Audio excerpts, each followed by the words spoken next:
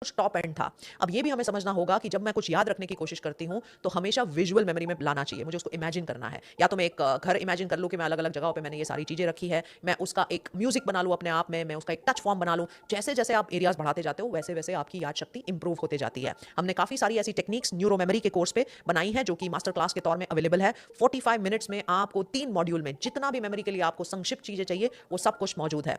मैं बचपन में काफ़ी मेरी मेमोरी बहुत तेज़ रहती थी और मैं काफ़ी वंडर करती थी कि लोग इतना पढ़ाई क्यों करते हैं? मैंने तो थोड़ा-सा पढ़ लिया और मेरा हो जाता था।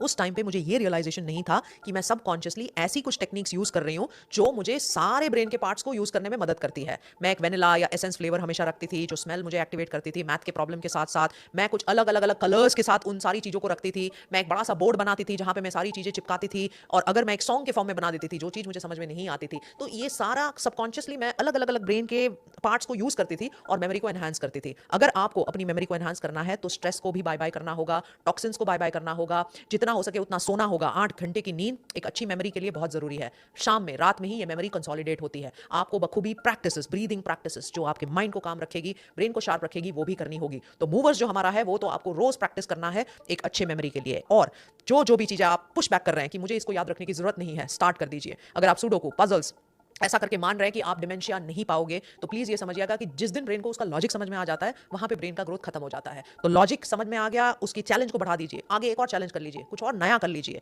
हमेशा सेंसेशंस के स्टिम्युलेशन पे काम कीजिए। मैं आज